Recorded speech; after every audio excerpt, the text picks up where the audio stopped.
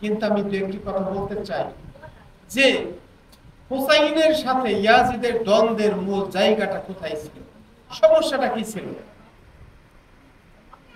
আসলে কি হুসাইন রাদিয়াল্লাহু আনহু ক্ষমতার জন্য দ্বন্দ্ব হয়েছিল? না, তিনি যদি ক্ষমতা গ্রহণ করতে চাইতেন, মক্কা মদিনায় তার পক্ষে এত জনমত ছিল, এত শক্তি ছিল, ইচ্ছা করলেই ক্ষমতা গ্রহণ করতে পারতেন। তিনি ক্ষমতা চান নাই। এর মধ্যে দ্বন্দ্বের মূল কারণ ছিল বায়াত। মূল কারণ ছিল বায়াত। কি বায়াত? অর্থাৎ এই শত্রুতার বীজটা বপন শুরু হয়েছিল কবে? আমি দুইটা জিনিস বলতে চাই, কেন দ্বন্দ্ব হলো এবং শত্রুতা শুরু হয়েছিল কবে।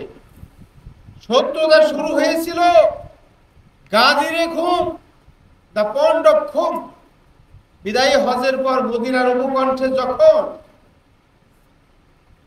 আসলে নিচু জলাশয়ের মতো একটা নিচু এলাকা, গাদিরে খুম বলা হয়, সেখানে আসার পরে অনেকগুলো উটের পিঠের আসন হাউদ একত্র করে মিম্বর বানিয়ে মহানবী সাল্লাল্লাহু আলাইহি সাল্লাম মাওলা আলী কারামুল্লাহ ঝুঁকে এইভাবে দুই বাহু উঁচু করে তুলে ধরে বলেছিল, হে লোক সকল, আমি কি তোমাদের মাঝে ইসলামকে পরিপূর্ণরূপে ঘোষণা করিনি? কোরআনের আয়াত, অনেকগুলো আয়াত তিনি পাঠ করেছিলেন।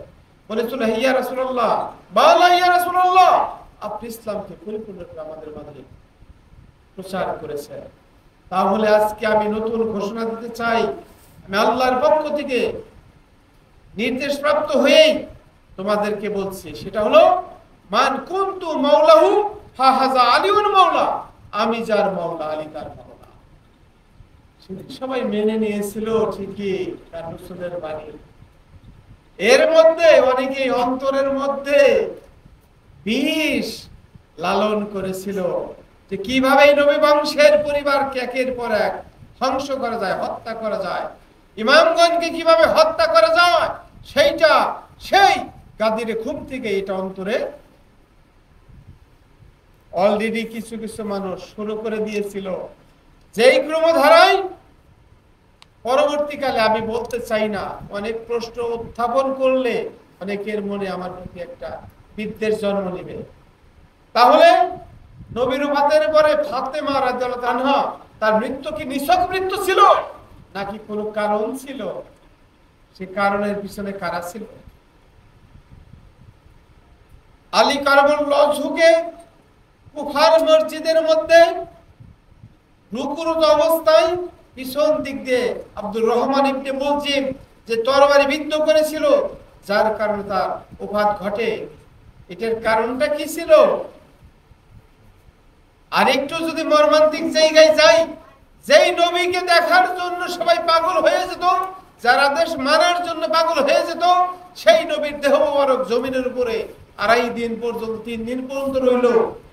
কেন তাকে সমাধিস্থ করার জন্য এত সময় লাগলো? কারা কারা সমাধিস্থ করলো, কারা কারা করলো না? কেন করলো না? হে মুসলিম, আমি যারা তরিকতপন্থী, আহলে বায়াতপন্থী, তাদের কাছে একটা প্রশ্ন রেখে গেলাম, উত্তর দিতে চাই না। এই প্রশ্নগুলোর উত্তর যদি খুঁজে বের করতে পারে, কেন কারা কারা তার সমাধিতে ছিল, কারা কারা তার বিয়োগ বেদনায় ব্যথাতুর ছিল, পাগলের ন্যায় ছিল, কেন বেলাল রাদিয়াল্লাহু আনহু কেন নবীর ওফাতের পরে মদিনায় আর থাকতে পারলেন না নবীর শোকে? সাহাবায়ে কেরামদের মধ্যে অনেকের অবস্থান লক্ষ্য করে ব্যথাতুর হয়ে তিনি মদিনা ছেড়ে তিনি সিরিয়া গমন করেছিলেন, ঠিক কিনা? মহানবী সাল্লাল্লাহু আলাইহি ওয়াসাল্লাম তাকে স্বপ্নগত করার পরে তিনি আরেকবার আসছিলেন মদিনায়। আসার পরে ইমাম হাসান এবং হুসাইন রাদিয়াল্লাহু আনহুমা তাদের কথাই আযানও দিয়েছিল, কিন্তু মেম্বার থেকে পড়ে গিয়েছিল যখন বলেছিল আশহাদু আন্না মুহাম্মাদুর রাসূলুল্লাহ। কেন বলছি? তাদের নবী প্রেমের, তাদের মহব্বতের যে দৃষ্টান্ত, আসলে এটা পরে কোথায় দাঁড়িয়েছিল আমি ওগুলা উত্থাপন করে কোনো ঝামেলা তৈরি করতে চাই না। কিন্তু কেন, এই প্রশ্নের উত্তর খুঁজতে গেলে আমাদেরকে নবী বংশের মধ্যে, নবী বংশের মহব্বতের মধ্যে থাকতে হবে। সাহাবায়ে কেরাম জিজ্ঞেস করলেন, রাসূলুল্লাহ সাল্লাল্লাহু আলাইহি সাল্লাম আমরা দরুদ শরীফ পড়ব কিভাবে?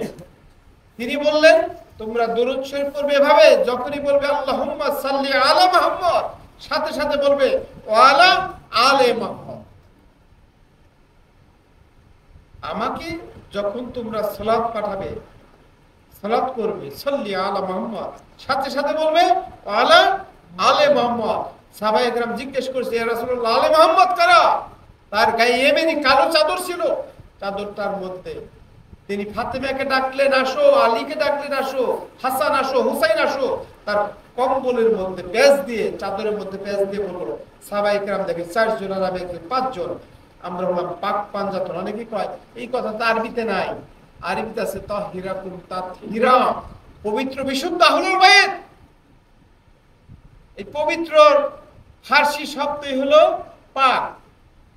পাঞ্জা মানে 5, তর মানে দেহ, পবিত্র 5 জন দেহ। কিছু মূর্খ মৌলবী আছে কয় পাক পাঞ্জাতন নাকি, কোরআনে নাই। তাহিরাকুম তাতহিরাত আছে তো নাকি, পবিত্র বিশুদ্ধ আহলুল বাইত আছে তো।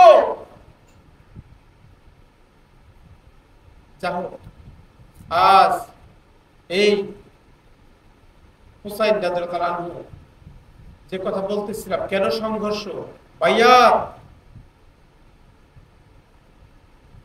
আবু বকর, উমর, উসমান, আলী, তাদের পরে আসলেন অল্প কয়েকদিনের জন্য, 6-7 মাসের মতো সময় ইমাম হাসান রাদিয়াল্লাহু আনহু। পরবর্তীতে মুয়াবিয়া,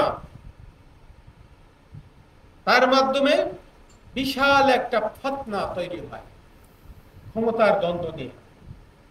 তখন হাসান রাদিয়াল্লাহু আনহু সুন্দরভাবে ক্ষমতা হস্তান্তর করে দিয়ে দেন। এই জটিল আলোচনার মধ্যে যাচ্ছি না। দেওয়ার পরে কথা ছিল তারপরে ক্ষমতা দিতে হবে হুসাইন রাদিয়াল্লাহু আনহুকে। কিন্তু মুয়াবিয়া হুসাইনকে ক্ষমতা না দিয়ে তার কুলাঙ্গার পুত্র ইয়াজিদ, যে নারীবাজ মদখোর, তার জীবনী বলতে পাবেন। অনেকে বলে তার নামের সাথে রাদিয়াল্লাহু আনহু ইয়াজিদের সাথে, তারা নাকি আবার তরিকত পন্থী, বলতে গেল সমস্যা। যাই হোক, বলো যার যে আকীদা বলো। আমার আকীদা, আমি ইয়াজিদকে মানি না, ঠিক কি না? ঠিক। আমি হুসাইনকে মানি।